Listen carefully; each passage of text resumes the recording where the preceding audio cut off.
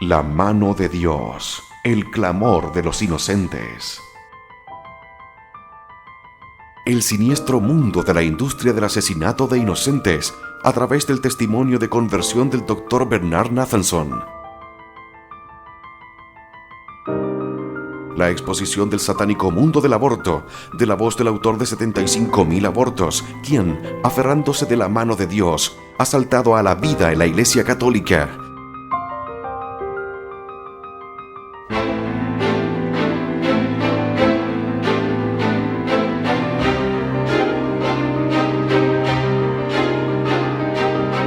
El poder de la evidencia científica y la oración, unidos en este excepcional testimonio de horror y redención. La mano de Dios, el clamor de los inocentes.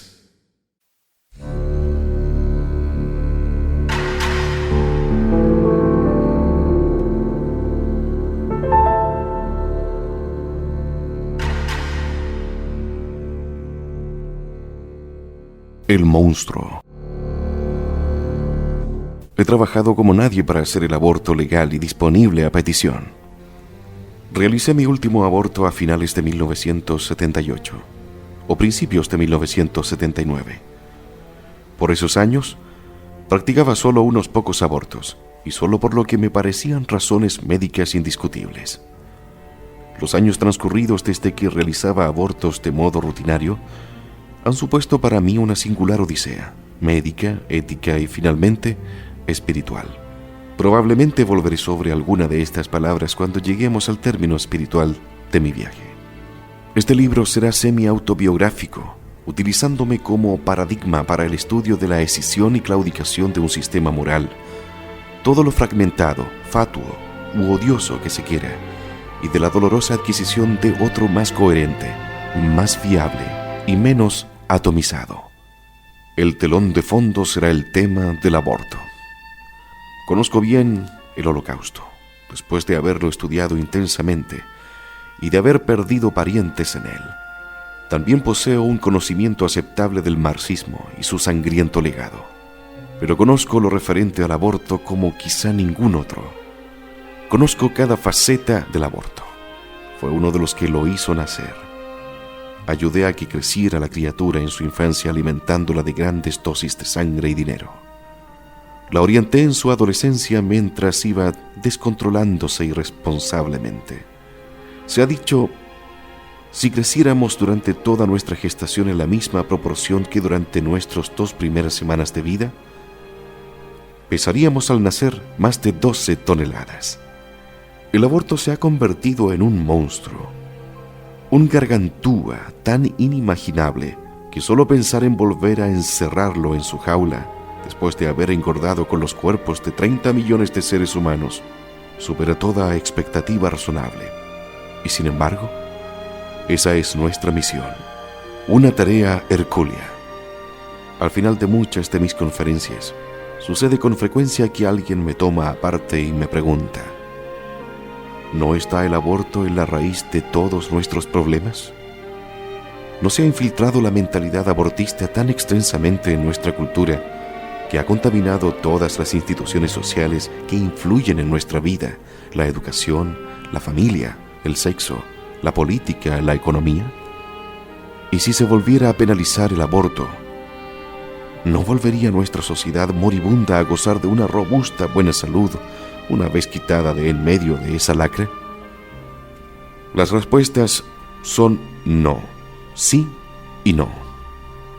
La mentalidad abortista, por llamarla así a falta de una palabra mejor, ha sufrido rápidamente una metástasis en toda nuestra sociedad de forma tan sutil y agresiva que, incluso si por un milagro se volviera a penalizar, sería muy dudoso que con ello desaparecieran mágicamente plagas ligadas a ella como el abuso de menores, la pornografía, la violencia con las mujeres y el genocidio. Sé de lo que hablo. Tengo prevista para la semana próxima una visita al doctor Kevorkian para mi chequeo anual.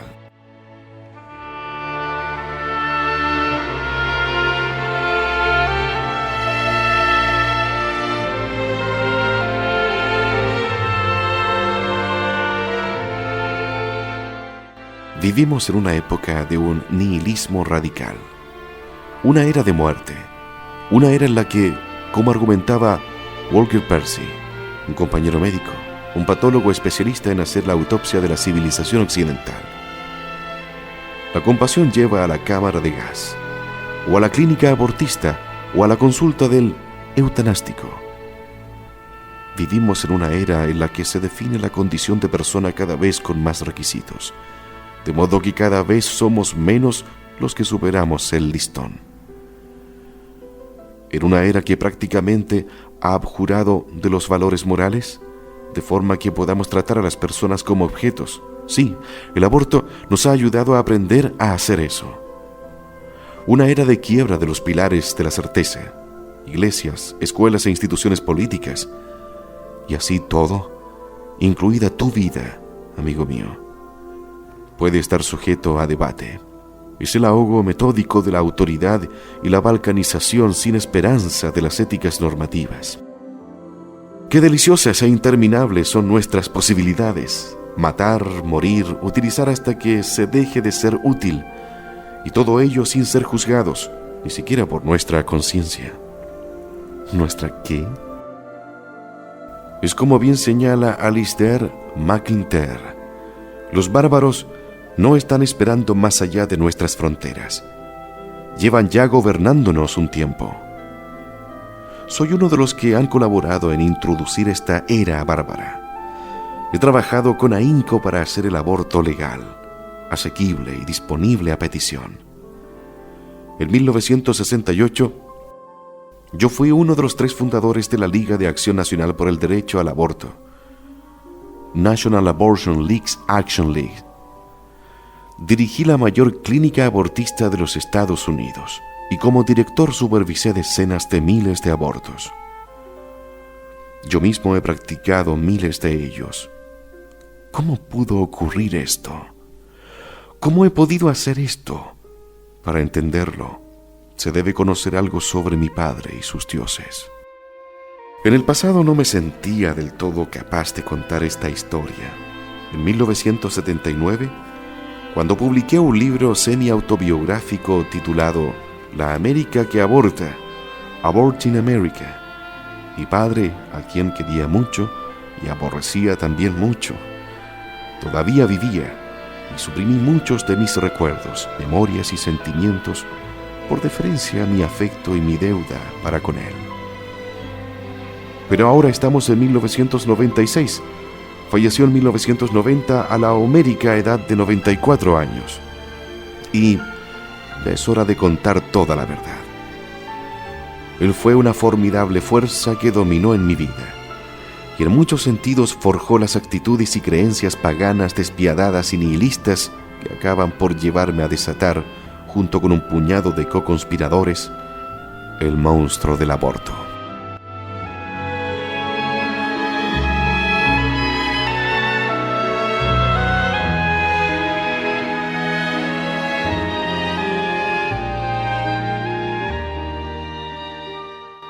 Familia de mi padre. Mi padre fue un hombre singular. Nació en la ciudad de Nueva York en 1895 de un farmacéutico judío alemán inmigrante y su fiel esposa judía alemana. Era el último de los 4 hijos de esa nación. Como la mayoría de los inmigrantes recientes, la familia vivía en 2 habitaciones en la parte este de Manhattan. Mi abuelo farmacéutico se ganó la vida ayudando al boticario local, mientras mi abuela se puso a coser para complementar unos ingresos tan esqueléticos. Cuando mi padre tenía 1 año, el farmacéutico enfermó de tuberculosis, en aquellos días la más temida enfermedad imaginable, el SIDA de la época, y el clan familiar tomó la decisión de enviarle a un sanatorio en Colorado. La teoría al uso era el aire fresco de la montaña aliviaría los pulmones afectados de forma que permitiría iniciarse la curación. Pero resultaba caro mantenerle allí, incluso con un buen número de tías y tíos aportando su partecita a ello. Eran todos inmigrantes recientes y tan pobres como ellos. No había entonces sistemas de asistencia médica o social, ir a trabajar o pasar hambre. El farmacéutico, sin mejora alguna perceptible en el sanatorio, de algún modo se enteró que su mujer e hijos estaban en un estado de casi inanición debido al empleo de la mayor parte de los fondos disponibles en su estancia en Colorado. Muy poco después, se ahorcó en su lavado, la mejor manera de que el dinero fuera destinado a alimentar a sus hijos. Hasta el último día consciente de su vida, mi padre se echaba a llorar cada vez que me contaba esta lamentable historia del suicidio de mi hermana, la única que tuve. A la edad de 49 años no hablaba nunca. Estaba divorciada y tenía 3 hijos. Nadie pudo nunca adivinar razón alguna para su suicidio. En 1979 podía escribir estas líneas con el despego de un personaje de Camus.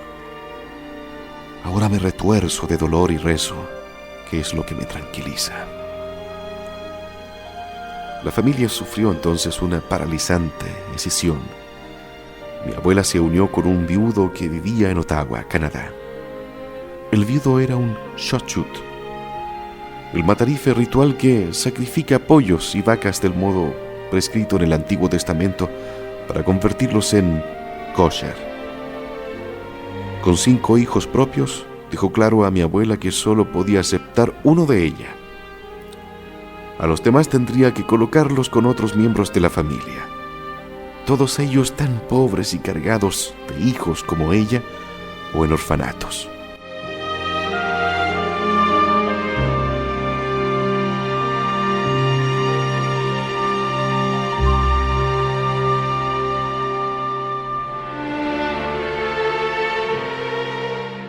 La decisión de Sophie. Escogió para llevarse consigo a Canadá al pequeño Joe, mi padre, que entonces tenía 10 años. Los hijos que abandonó acabaron en orfanatos. Quedaron, cada uno a su modo, marcados de por vida. También mi padre. Ottawa, la capital de Canadá, era básicamente una pequeña ciudad con un solo negocio, el gobierno, y contaba con una pequeña comunidad judía de quizás unas 50 familias. Era una comunidad tan pequeña y pobre. No había trabajado en el gobierno para esos judíos de aspecto exótico con sus levitas negras, sus sombreros y sus payeses. Estas son las patillas que no deben cortarse nunca y que cuelgan de forma llamativa delante de las orejas, que no podía permitirse el mantenimiento de un rabino.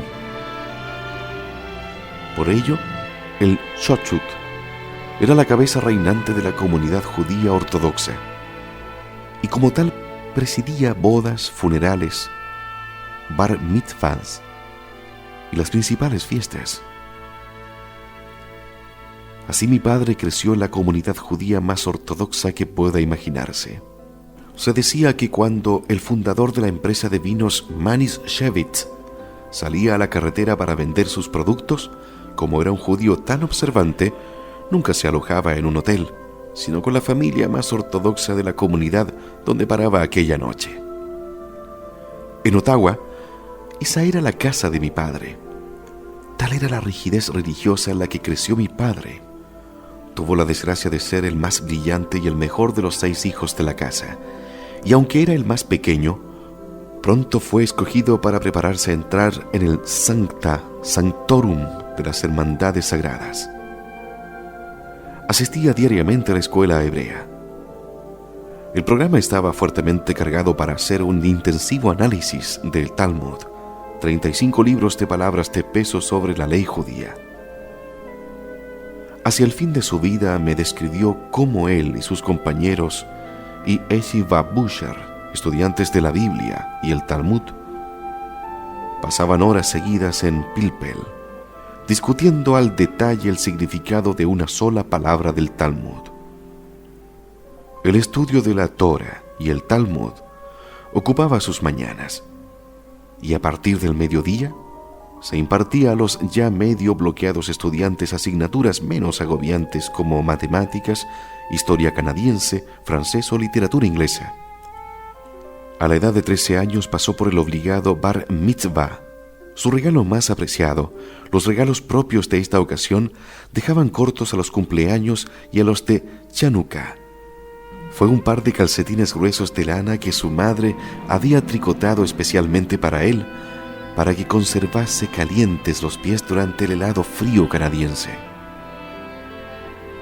Entonces llegó el tiempo de acceder al bachillerato. Al llegar aquí, había dos caminos que un estudiante podía elegir: los estudios de formación profesional, en la que se podía aprender a ser mecánico, contable, granjero, y en la que no había que pagar tasas, o si uno estaba decidido a conseguir un futuro académico, el college, un high school dedicada a preparar estudios universitarios. Tenía, desde el uso de razón, una vocación: ser médico. Por desgracia, el college no era gratis. Hacía falta pagar tasas y tener talento para entrar en él. La tasa era de $10 al año. Su padrastro, que cobraba 25 centavos por el sacrificio kosher de un pollo y 50 centavos por otorgar idéntico favor a una vaca, puso reparos. No podía costear los $10, aunque ello significara que Joe tuviera que posponer indefinidamente su sueño de llegar a ser médico. Por desgracia, el college no era gratis.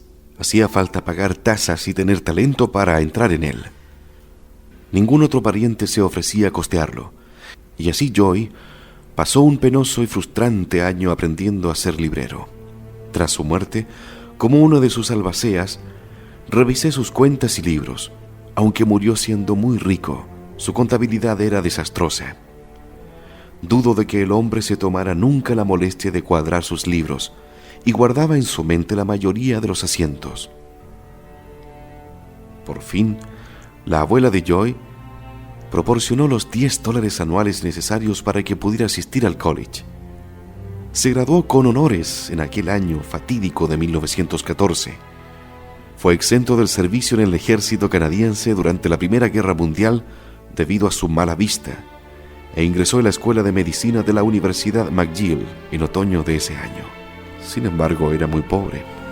Caminaba penosamente durante los inviernos de Montreal envuelto en un abrigo raído forrado con papel de periódico, el mismo que suplía el desgaste de las suelas de sus zapatos. Su dieta diaria consistía en 2 rebanadas de pan blanco y una taza de cacao. Los sábados por la tarde hacía un derroche y tomaba 2 huevos y 2 tostadas en un restaurante de la calle Saint Catherine, la calle mayor de Montreal en esa época. En un año desarrolló un caso clínicamente detectable de hiponutrición, anemia, falta de glóbulos rojos en la sangre, hipoproteinemia, insuficiente carga de proteínas en la sangre para protegerle de infecciones y permitirle alcanzar la altura genéticamente predeterminada, etc. El servicio de salud de la universidad recomendó que se le despidiera de la escuela, ya que estaba físicamente incapacitado para sobrellevar el exigente programa y deberes de un estudiante de medicina, aunque académicamente hubiera alcanzado, al acabar su primer año, el número 2 de su promoción, solo superado por un negro de las Antillas llamado Philip Savory, que conseguía salir adelante en McGill a base de trabajar como mozo de estación cada noche en la estación de trenes Windsor de Montreal.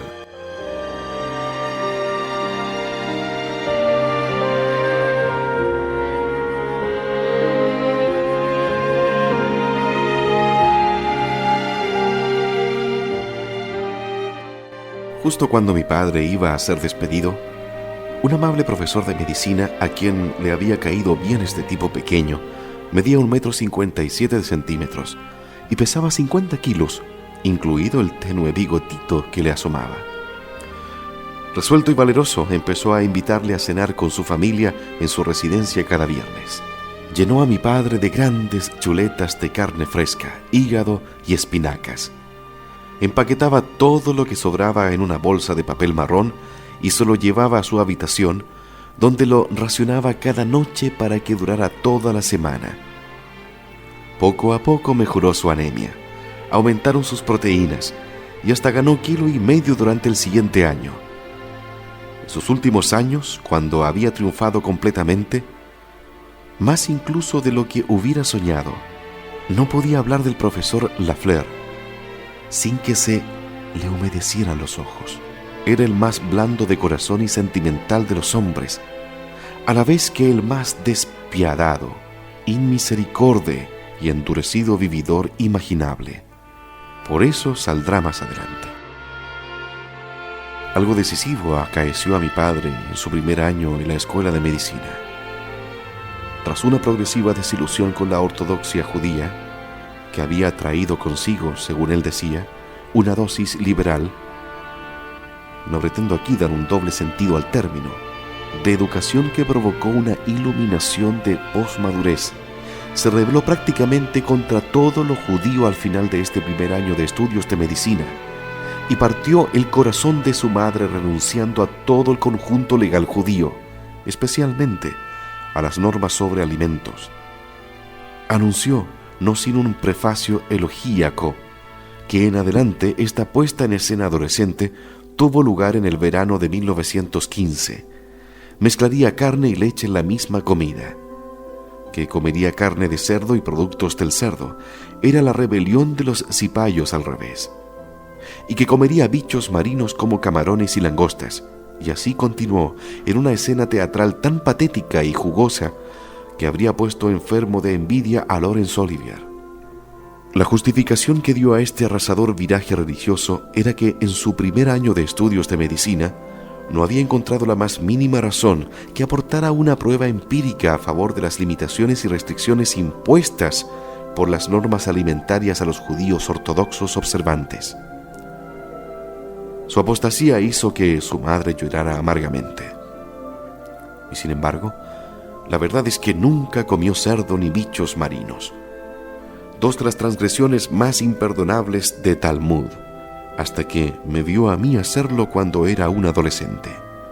No solo caí fulminado al momento, sino que parecía que realmente lo estaba degustando. Y por tanto, se aventuró en esa ciénaga.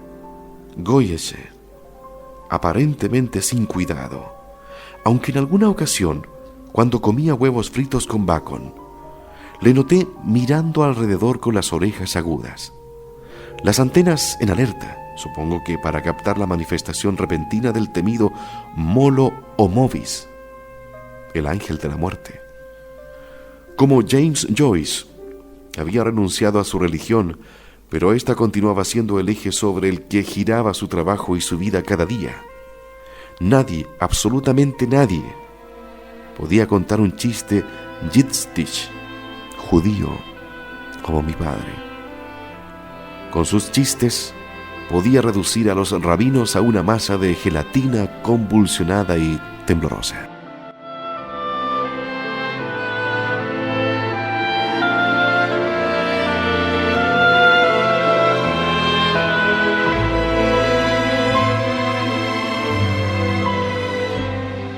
La familia de mi madre.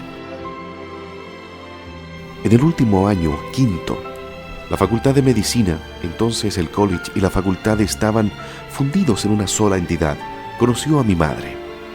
Era una mujer alta, espigada y huesuda, la mayor de los 6 hijos de John Dover, un judío ortodoxo y tratante al por mayor de productos agrícolas. Había sacos de patatas apilados detrás del tresillo de su sala de estar, y la familia se sentaba en las comidas sobre cajas de cebollas. Huelga decir que la familia era tan pobre como la de mi padre. Harriet Dover era 3 años mayor que yo y Nathanson. Ella tenía 28 años cuando él la conoció en una reunión social judía, y su familia ya la tenía por solterona. Había abandonado la escuela en 6º grado. Lo que ella y mi padre pudieran haber encontrado en común para hablar, reír y enamorarse es algo que se me ha escapado siempre. Quizás buscaba a otra madre, o quizás estoy cayendo en pura psicopalabrería. En cualquier caso, quedaron prometidos. Antes, en la comunidad judía ortodoxa, este era un paso muy serio, normalmente irreversible, a no ser que uno u otro de los dos muriera o se suicidase. Era también una empresa notable, mercenaria y financieramente compleja, El padre de la novia tenía que firmar un papel prometiendo al novio una dote, una buena recompensa por llevarse a su hija soltera. En el caso de mi madre, la suma concertada eran $500, a pagar en un año desde la boda. Mi padre, tras acabar sus estudios, pasó un año como interno en el Hospital Municipal de Ottawa, que era entonces una importante institución docente de la capital. Después pasó un año de residente en prácticas en el Hospital Bellevue de la ciudad de Nueva York. A lo largo de ese año trató desesperadamente de romper su compromiso con mi madre. Ella contraatacó amenazando con suicidarse y prometiendo que la comunidad judía de Ottawa, al completo, sería puesta al corriente de por qué se había quitado la vida y en concreto de quién era el responsable de ello. Creería un shande, escándalo irreparable, y se iría al traste cualquier intento de establecerse como médico en esa ciudad. Hasta su propia madre y su padrastro, el Shoshut, cuyas opiniones en materia ética y moral valoraba, se ofendieron por sus intentos de cortar la relación y le aconsejaron en consecuencia.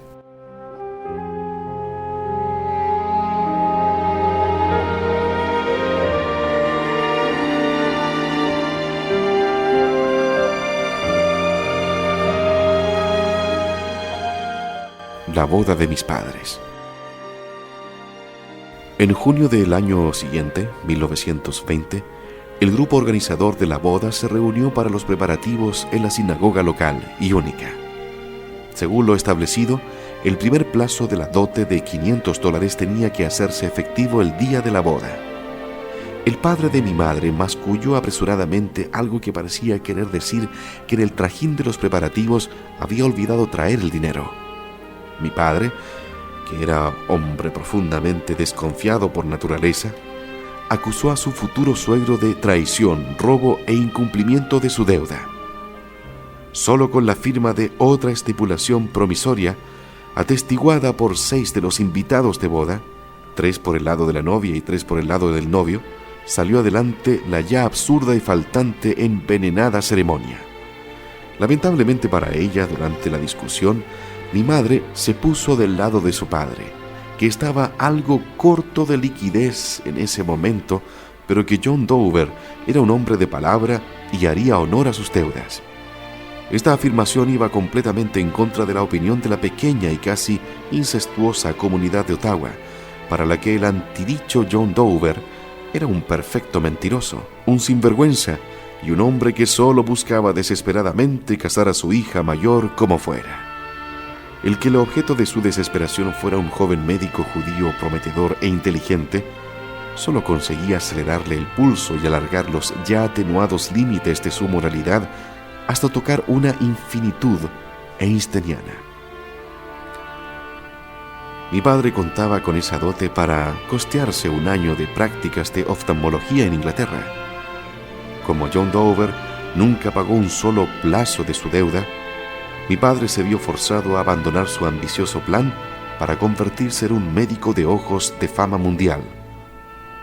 Y en su lugar, tuvo que instalarse para practicar medicina general en la claustrofóbica comunidad judía de Ottawa durante 6 años, hasta que bajó a los Estados Unidos en 1926 para especializarse en obstetricia y ginecología en la ciudad de Nueva York.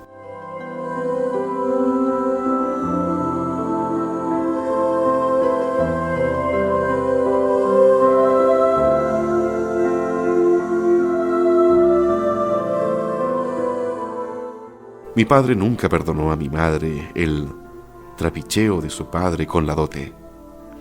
A mala idea conservó todos los papeles relevantes de esta tragicomedia y me los enseñó cuando yo tenía 50 años y él pasaba de 80. Como hombre vengativo que no perdonaba, demandó a su suegro meses después de casarse con mi madre, alegando que había sido engañado, burlado y estafado por Dover.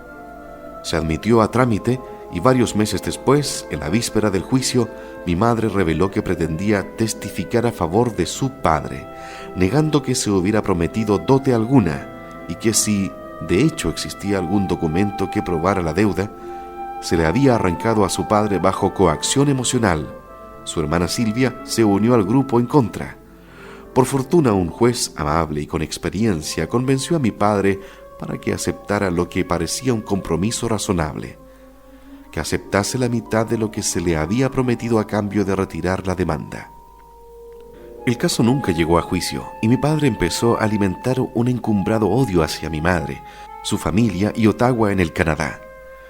Nunca perdonó a mi madre ni dejó que su hermana pisara su casa, y en cada momento oportuno y alguno altamente inoportuno, no dejó de maldecir a todo el clan Dover, con un gusto particularmente perverso cuando mi madre estaba presente. En primer lugar, ¿por qué siguió adelante con la boda? ¿Y por qué no se divorció tras su pasmosa revelación de que se ponía al lado de su taimado y mentiroso padre en vez de estar con su marido? Mi padre tenía unas respuestas ingeniosas pero claramente aparentes a estas preguntas y otras semejantes, como por qué había tenido 2 hijos con una mujer a la que odiaba tan palpablemente. Presumo que, a pesar de su aparente apostasía radical de las normas obligatorias de la comunidad judía de Ottawa, tenía miedo de la opinión pública. ¿Convence? Tengo más motivos. Estaba patológicamente encadenado a esta mujer 3 años mayor que él, que quizás representaba en su percepción confusa a su propia adorable madre, que le había rescatado a él de los orfanatos. Tenía resueltamente asumida la figura de padre, erradicando así de algún modo el dolor lacerante de haber quedado huérfano de padre a los 2 años.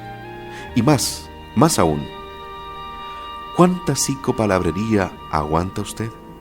Lo cierto es que cuando se mudaron a Nueva York, tuvo 2 hijos con Harriet Dover, y que era un padre ferozmente protector, dedicado, tiránico y horrorosamente justo, que requería una lealtad incuestionable, sumisión, y que se le diera la razón en todo.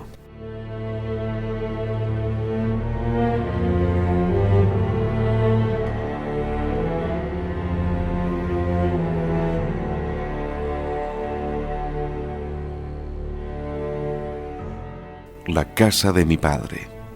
Paradojas de mi infancia. Desde mis primeros recuerdos, estoy profundamente trastornado por las omnipresentes y repetitivas paradojas de mi infancia. Haber sido instruido en las cosas judías, pero no ser practicante. Ser un chico respetuoso, pero solo con él, el padre Strindbergiano.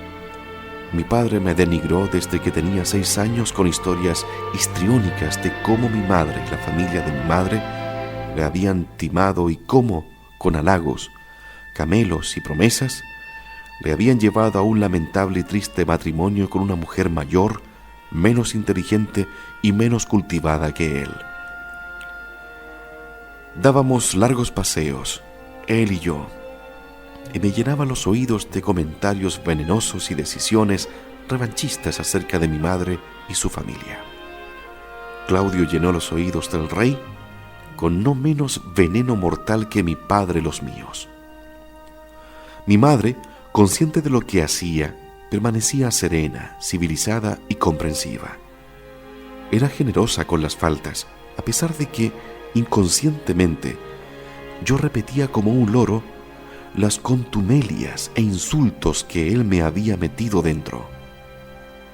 Yo era el arma de mi padre, su marioneta, hasta casi cumplir los 17 años, cuando, como él había hecho, me rebelé y le dije que no volvería a funcionar como su asesino robótico subrogado. Casi tan perversa como la manipulación de mi relación con mi madre fue la manipulación de mi judaísmo. Hasta mi ceremonia de Bar Mitzvah, mi padre se empeñó en que asistiera al Chadar, la escuela hebrea, 3 veces por semana después de la escuela secular, e incluso me mandaba a la escuela dominical en la sinagoga local. Cuando volvía de esas excursiones por la religión judía, me preguntaba qué había aprendido. Y se lo contaba de un modo ingenuo porque solo tenía 9 o 10 años. Infaliblemente, Su reacción era poner en ridículo las enseñanzas de las que me había embebido por estricta disposición suya. Como mucho, toleraba de mala gana mi recitación.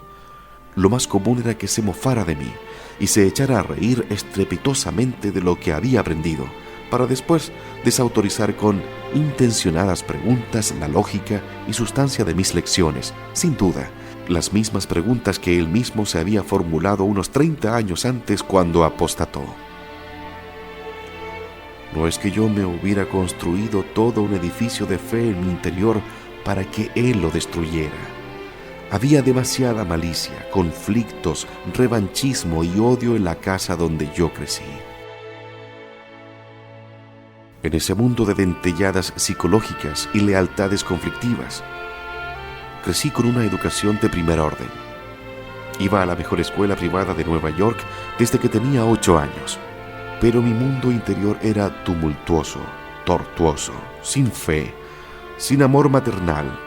No dudo que mi madre nos adoraba a mí y a mi hermana, pero era un personaje tieso, inexpresivo, incapaz de vivir cómoda con la palabra amor en la habitación, y con un acopio considerable de fobias, fantasías y terrores. A la edad de 12 años me convencí de que estaba sufriendo un ataque al corazón y redacté un testamento en el que dejaba mi guante de béisbol y mis zapatillas de baloncesto a mi hermana Marion.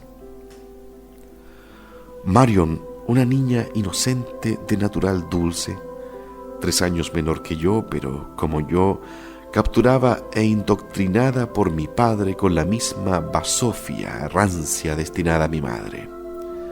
Marion tenía algo de marimacho y le gustaba el deporte tanto como a mí, pero el torrente constante de injurias contra mi madre la condujo a declararse la aliada incondicional de mi padre, cerrándose así a toda posibilidad de amor materno.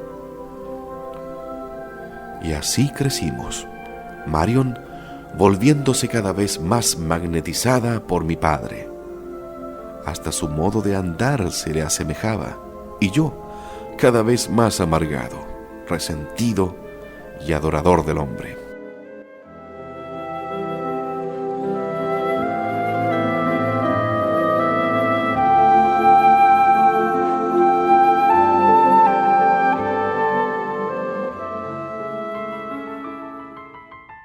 La mano de Dios, el clamor de los inocentes. El siniestro mundo de la industria del asesinato de inocentes a través del testimonio de conversión del Dr. Bernard Nathanson. La exposición del satánico mundo del aborto, de la voz del autor de 75,000 abortos, quien, aferrándose de la mano de Dios, ha saltado a la vida en la Iglesia Católica.